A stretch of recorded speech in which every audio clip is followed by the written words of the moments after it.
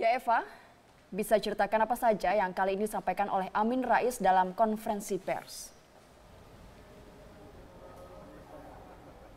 Ajeng, ada beberapa hal yang disampaikan oleh mantan Ketua Umum Partai Amanat Nasional yang juga merupakan mantan Ketua MPR dalam konferensi pers yang berlangsung sangat singkat di kediamannya di kawasan Jakarta Selatan, hanya kurang lebih tidak sampai 10 menit. Dalam konferensi pers ini Amin Rais menyatakan mengakui pernah menerima aliran uang dari mantan Ketua Umum Partai Amanat Nasional Sutrisno Bachir.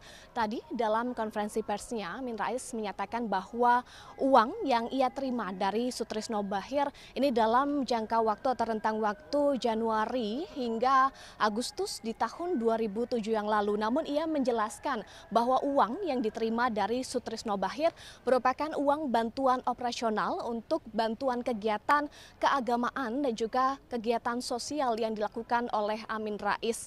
Kemudian ia juga menjelaskan bahwa hubungannya dengan Sutrisno Bachir sudah berlangsung lama sehingga ia menyatakan bahwa pemberian bantuan dalam bentuk uang dari Sutrisno Bachir merupakan hal yang wajar. Selengkapnya kita simak pernyataan yang disampaikan oleh Amin Rais berikut ini.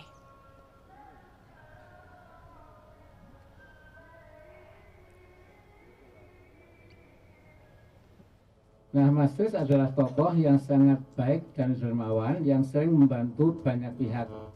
Bahkan, persahabatan saya dengan Sutrisno Bachir sudah terjalin lama sebelum PAN lahir pada 98. Seingat saya, sebagai entrepreneur sukses waktu itu, Mas Tris selalu memberi bantuan pada berbagai kegiatan saya, baik kegiatan sosial maupun keagamaan. Mas Tris adalah tokoh yang sangat baik dan dermawan, sering membantu banyak pihak. Bahkan siapa saja yang mendapat bantuan dari Mas Tris, saya tidak tahu. Tentu Mas Tris lebih tahu. Ya. Saya pernah menanyakan pada Sutrisno Bachir, mengapa Anda membantu berbagai kegiatan saya? Jawabnya, saya quote ini, Mas Amin, saya disuruh ibunda saya untuk membantu Anda. Jadi ketika dia menawarkan bantuan tiap bulan buat kegiatan operasional saya anggap sebagai hal wajar. Nah, kalau kejadian 10 tahun lalu kini diungkap dengan bumbu-bumbu dramatisasi di media massa dan sosial, tentu akan saya hadapi dengan jujur, tegas, dan apa adanya.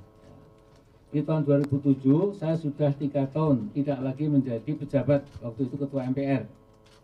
Namun rupanya bantuan Sutrisno Bachir untuk kegiatan operasional saya yang berlangsung selama 6 bulan pada tahun 2007 itu ini menjadi salah satu topik berita yang sangat menarik dan harus saya ikuti secara tegas dan berani.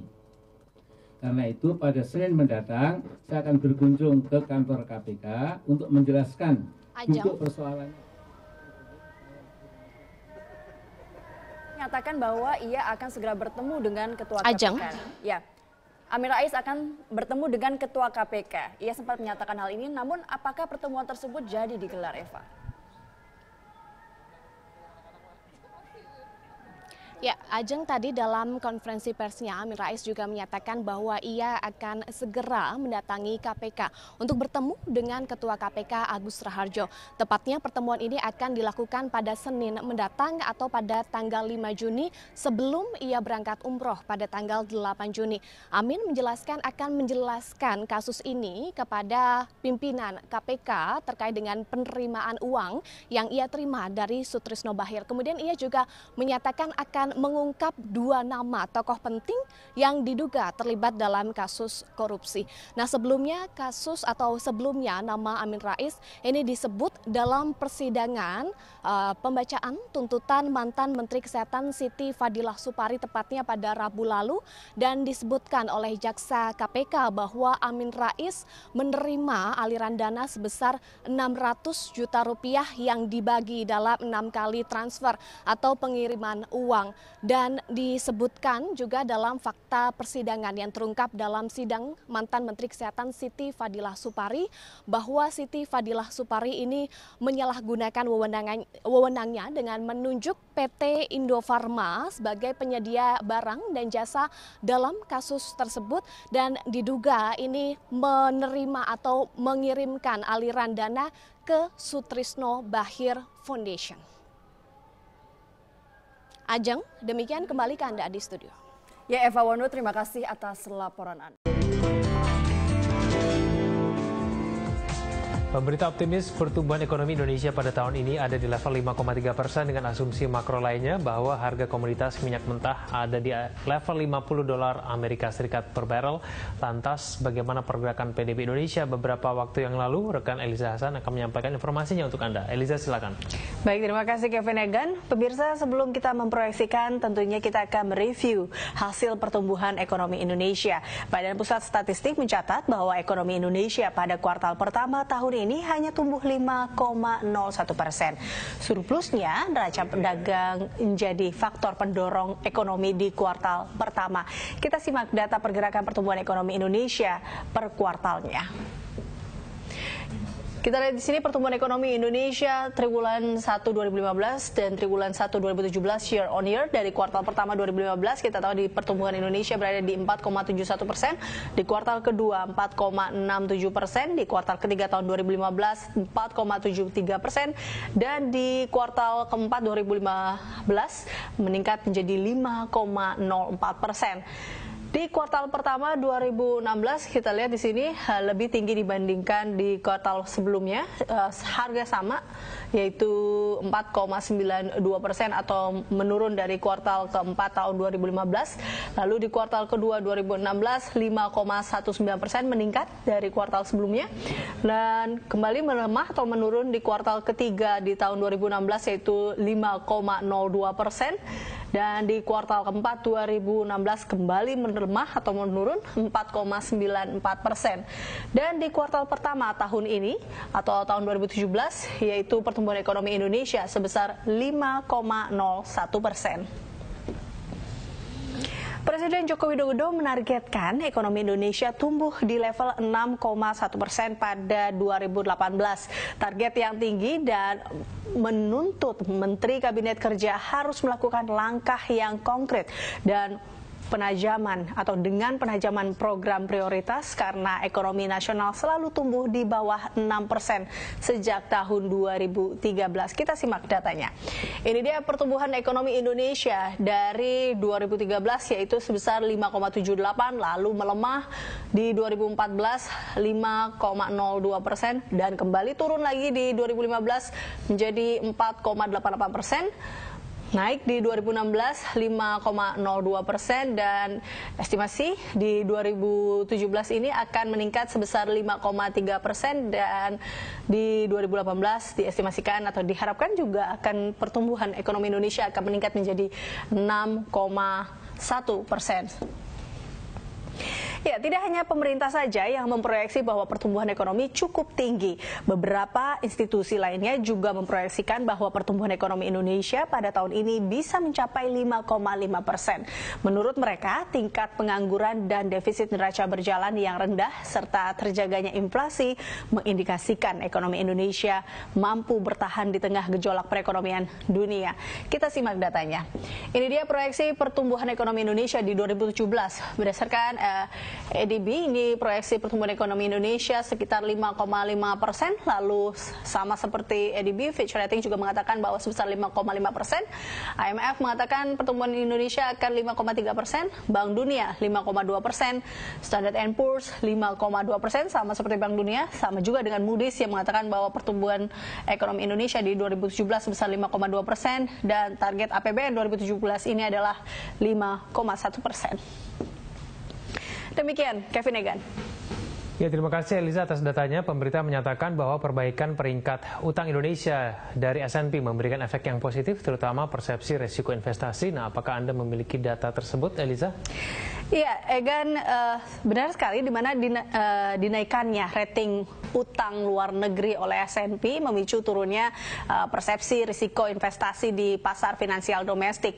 Data Bloomberg menunjukkan bahwa risiko gagal bayar atau credit default swap obligasi pemerintah Indonesia dengan tenor 5 tahun langsung turun lebih dari 1.000 basis poin ke level 123,04 pada 19 Mei. Kita simak datanya di sini untuk pergerakan CDS bulanan surat utang Indonesia untuk tenor 5 tahun, di mana di September 2016 dikatakan ada sebesar 152,15, lalu di Oktober 2016 155,16, lalu di November 2016 bergerak tinggi atau naik 170,67, dan di Desember 2016 menjadi 157,9, turun lagi di Januari 2017 sebesar 148,51, turun di Februari 2017 129,77, sama masih di 127 ini di Maret 2017, lalu ada penurunan di 2017 di bulan April yaitu 127,14, dan di Mei 2017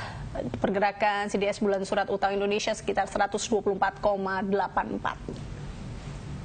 Demikian informasi yang dapat saya sampaikan. Kembali ke Anda, Kevin Ekan. Ya, terima kasih Eliza Hasan. Pak David, saya ingin Anda mengomentari mengenai peringkat utang yang kemudian direvisi oleh S&P ya. Kalau menurut Anda ini kan pasti menjadi salah satu faktor pemerintah akhirnya pede begitu ya. Ini peringkat kita nanti, paling tidak pertumbuhan ekonomi kita akan mencapai 5,3. Tapi menurut Anda sendiri seberapa besar kemudian pengaruh dari peringkat utang yang direvisi oleh S&P tersebut, investment grade gitu kepada Indonesia nanti terhadap pertumbuhan ekonomi sampai 5,3%. Besarkah pengaruhnya, Pak David? Ya, kita harap yang investor konservatif terutama ya. Ini katanya yang konservatif nih terutama dari Jepang, dari Eropa nih relatif konservatif terhadap suatu negara. Dia akan melihat ketiganya, S&P, Fitch, dan Moody's sebelum masuk ke suatu negara ya.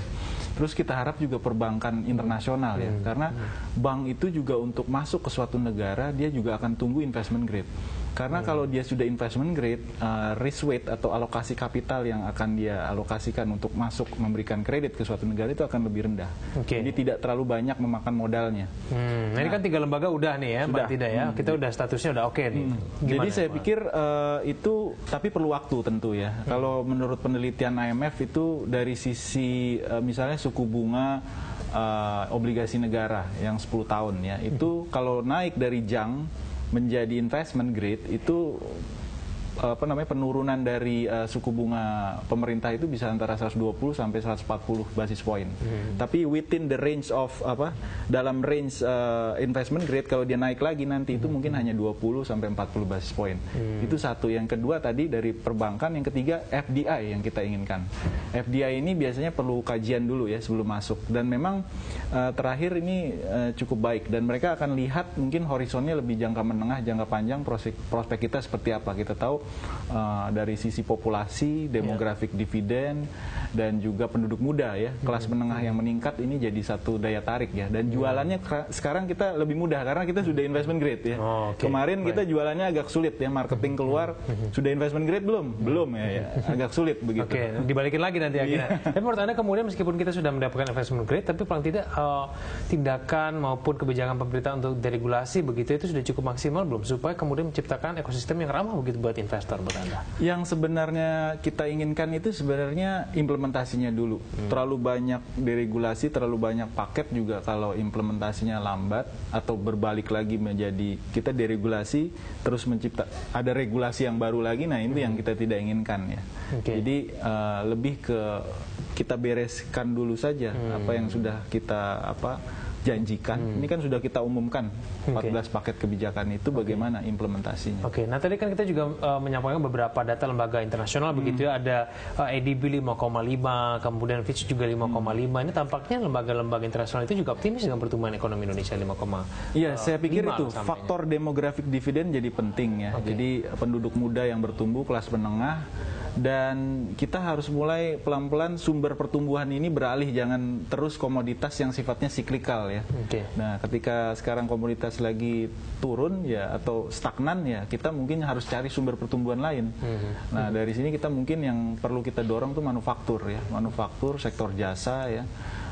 pariwisata ya. Ini yang bisa mendorong ekonomi bisa lebih cepat ke depannya. Jadi infrastruktur ini kan kita alokasikan dulu nih infrastruktur mana yang dibutuhkan oleh sektor-sektor seperti manufaktur, pariwisata dan seterusnya. Ya. Kalau misalnya nanti tidak match juga ini jadi bahaya karena ini kan utang kita ambil misalnya atau ekuitas ya, mungkin utang juga banyak. Nanti kalau misalnya pertumbuhannya tidak sesuai ekspektasi ini juga jadi berbahaya. Seperti sekarang di China utangnya meningkat, pertumbuhannya turun. Nah ini yang membahayakan. Oke, sekarang kita bahas sentimen dari eksternal ya Pak David. Menurut Anda kemudian tantangan kalau misalnya kita ingin mengejar 5,3% pada tahun ini, tantangan-tantangan yang dari luar itu kira-kira akan seperti apa nanti?